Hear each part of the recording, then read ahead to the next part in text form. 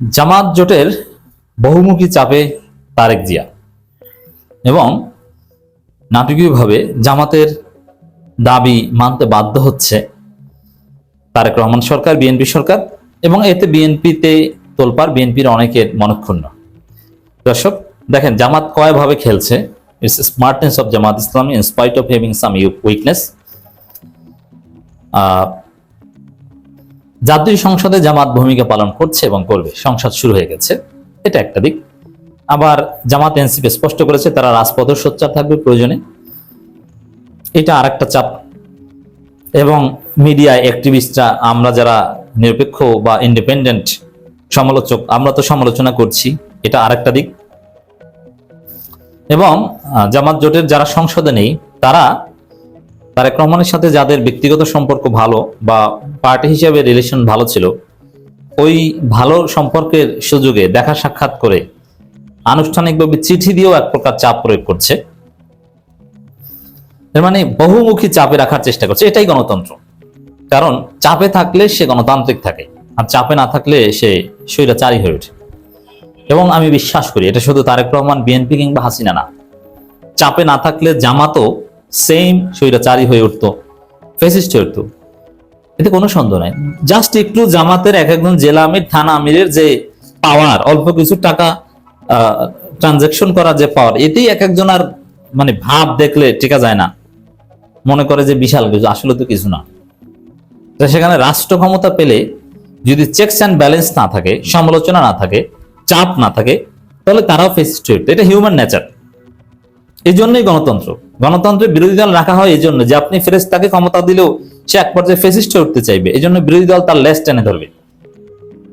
এই parliamentary democracy, Westminster system ডেমোক্রেসির theory, আপনি যদি ডেমোক্রেসি স্টাডি করেন, কেন বিরোধী দল লাগবে, কেন শ্যাডো ক্যাবিনেট লাগবে, এরকম হওয়া তো কথা এটা যে নির্বাচন হবে, একটা ফার্স্ট একটা সেকেন্ড, যে ফার্স্ট হবে সে দেশ চালাবে, যে সেকেন্ড হবে সে বাদ। খেলার হিসাব তো এটা। কিন্তু যে সেকেন্ড হবে সেও থাকবে, এটা কোনো কথা, সেও সরকার বা রাষ্ট্রের পার্ট। গণতন্ত্রে কিন্তু এটা করা হচ্ছে কেন? ওই লেজ টেনে ধরার জন্য, যাতে ফেসিস্ট হয়ে উঠতে না পারে, স্বৈরাচারী হয়ে উঠতে না পারে। তো এই জন্য তারেক রহমান চাপে থাকবেন, ইটস গুড, এটা নেগেটিভ না। তবে জামাত কতটুকু চাপে রাখতে পারছে, এটা হচ্ছে তাদের দায়িত্বে কতটুকু তারা সফল, তার মানদণ্ড। হ্যাঁ, পারছে। এরকম সংসদের বাইরে এগুলো তো দেখছেন। তার মধ্যে আরেকটা দিক হচ্ছে এবি পার্টি সংসদে যেতে পারেনি। আবার এবি পার্টির সাথে তারেক রহমানের অত্যন্ত চমৎকার সম্পর্ক। মুজিবুর রহমান মঞ্জুকে তারেক রহমান অত্যন্ত স্নেহ করেন, শ্রদ্ধাও করেন, অত্যন্ত গুরুত্ব দেন। এবং ব্যক্তিগতভাবে তারেক রহমান এবং মুজিবুর রহমান মঞ্জুর সাথে চমৎকার সম্পর্ক। বিএনপি এক্সপেক্ট করেছিল যে এবি পার্টি জামাতের তাদের সাথে জোটে থাকবে, কিন্তু এবি পার্টি জোটে থাকলে হয়তো একটা সিট দিত বিএনপি। কিন্তু জামাতের সাথে থেকে এবি পার্টি তার ফিউচার রাজনীতি করতে চাচ্ছে। তারা, হ্যাঁ, এখানে বিএনপির সাথে যারা জোটে আছে, বিএনপি একাই ক্ষমতায় আসতো এরকম একটা ভাব। এই জন্য বিএনপির সাথে যারা জোটে আছে তাদের রাজনীতি কিন্তু আসলে শেষ, তারা বনশে হয়ে গেছে। ওই মন্ত্রী হয়েছে ঠিকই, কিন্তু নিজের দল কিন্তু নেই। ভিপি নুরের দল নাই, রাশেদ নাই, কি আছে? কিচ্ছু না, এগুলো কিছু না। ভিপি নুরের দল জাস্ট ভিপি নুর ব্যক্তি, এখানে দলের কোনো অবস্থানই নেই, শেষ। এবং আরো অনেক দল তো নিজেরাই বিলুপ্ত করে দিয়েছে, ববি হাজ্জাজ, অমুক তমুক, এদের কোনো দল নাই। তার মানে আসলে কিন্তু এখানে গণতন্ত্র কার্যত ধ্বংস হয়েছে, লস হয়েছে। এখন ওই ববি হাজ্জাজদের মতো অথবা ভিপি নুরের মতো একটা মন্ত্রী, একজন এমপি কিন্তু হয়তোবা এবি পার্টি পেত বিএনপির সাথে গেলে, কিন্তু পার্টি হিসেবে এদের রাজনীতি দাঁড়াতো না। এখন এবি পার্টির ফিউচার আছে, তারা চিন্তা করছে তারা দেশ গঠনে গুরুত্বপূর্ণ ভূমিকা পালন করবে, এই জন্য তারা বিএনপির সাথে যায়নি। তারা জানতো হয়তোবা জামাতের সাথে গেলে এমপি হতে পারবে না এবং বিএনপি ক্ষমতা আসবে, এটা বিশ্বাস এবি পার্টির ছিল। তারপরও তারা জামাতের সাথে থেকেছে, জামাতের কাছে গিয়েছে। কিন্তু বিএনপির সাথে কিন্তু সম্পর্ক ভালো, তারেক রহমান পছন্দ করেন। তো এই জায়গা থেকে যখন তখন তারেক রহমানের সাথে সাক্ষাৎ করতে পারেন। এবি পার্টি যেহেতু সংসদে নেই এবং এবি পার্টি রাজনীতি মোস্টলি পলিসি ভিত্তিক, রাজপথে শক্তি দেখানোর সক্ষমতাও তাদের কম, এই জন্য তারা কাগজে কলমে খেলছে এবং ব্যক্তিগত সম্পর্কের জায়গা থেকে তারেক রহমানকে চাপে রাখার চেষ্টা করছে।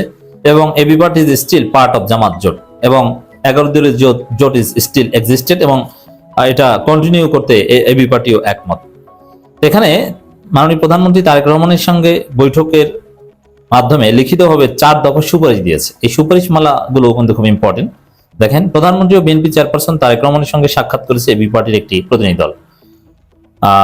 মুজিবুর রহমান মঞ্জুর নেতৃত্বে প্রধানমন্ত্রী সংসদ ভবনের কার্যালয়ে সাক্ষাৎ করতে যান তারা। সাক্ষাতে দীর্ঘদিনের রাজনৈতিক বঞ্চনা, স্বৈরশাসন ও আগস্ট বিপ্লব পরবর্তী অন্তর্বর্তী সরকারের মেয়াদ ও শেষে জাতীয় নির্বাচনের মাধ্যমে দেশের দায়িত্ব গ্রহণ করায় প্রধানমন্ত্রীকে অভিনন্দন জানান। তো এই যে বিরোধী দলের জোট সঙ্গীরা এসে অভিনন্দন জানান, এটি তো নতুন বাংলাদেশের একটা সুন্দর culture. AB party is part of this culture. এই সময় এবি পার্টি চেয়ারম্যান দলের পক্ষ থেকে এবং ফেনীতে তার নির্বাচনী এলাকার পক্ষে প্রধানমন্ত্রীকে 2টি পৃথক চিঠি হস্তান্তর করেন। দেখেন,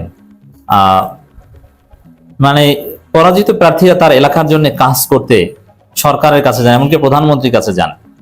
এটাও কিন্তু নতুন বাংলাদেশে একটা সাইন। পরাজিত প্রার্থী চুপ করে বসে থাকেন যে কিসের কাজ, এই সরকার কিছু জানে না পারে, মানুষ গালাগালি করে যেন এই সরকারকে নামিয়ে দেয়। কিন্তু না, সরকারের মাধ্যমে কাজ করাতে তারা দৌড়ঝাঁপ করছে। এতে তো দিন শেষে ক্রেডিটটা সরকার পাবে, তারপরও মানুষ ভালো থাকুক এটা চায়। এটা নতুন বাংলাদেশ।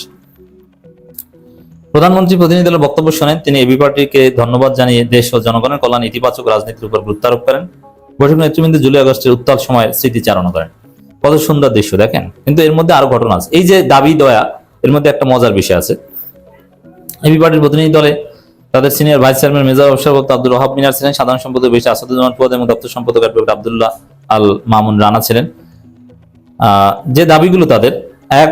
জুলাই সনদ বাস্তবায়ন ও সংবিধান সংস্কার পরিষদ নিয়ে শুরুতে যে বিতর্ক জটিলতা সৃষ্টি হয়েছে তা আইনি ও সাংবিধানিক বিরোধ এড়িয়ে সমঝোতামূলক ও গ্রহণযোগ্য উপায়ে সমাধান করা। এই জায়গায় তো বিএনপি ভেজাল করছে। তো এই জায়গায় এই ব্যক্তিগত সম্পর্কের জায়গা থেকে এবি পার্টি লিখিতভাবে তারেক রহমানকে চাপ দিচ্ছে যে এটা সমাধান করে ফেলেন। তো এটা ডেফিনেটলি তারেক রহমানকে কিছুটা তার উপর চাপ বৃদ্ধি করছে। এবং যুক্তরাষ্ট্র ইরান যুদ্ধ নিয়ে কথা বলেছেন, এটা আমাদের টপিক না। দেশে আইন শৃঙ্খলার, এটা খুব ইম্পর্টেন্ট।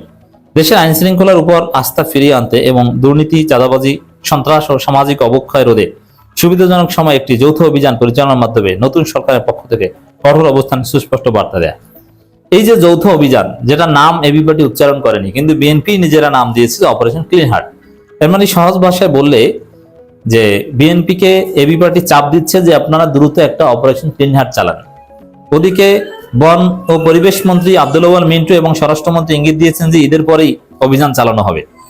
এখন এই অভিযানে ছাত্রদল যুবদল নাখোশ যে না না, এটা জামাত শিবিরের কথায় বিএনপি অভিযান চালাতে যাচ্ছে, আবার ছাত্রদল বিএনপির লোকজনকে ক্রসফায়ার দিয়ে হত্যা করা হবে, আমরা এটা মানতে চাই না। এই যে এবি পার্টি লিখিত দাবি জানাচ্ছে, তো এই দাবি তো ঈদের পরে বাস্তবায়ন করবে। তো এতেই বিএনপি ভয় পায় যে এবি পার্টিকে তো বিএনপি অনেকে জামাত বলে।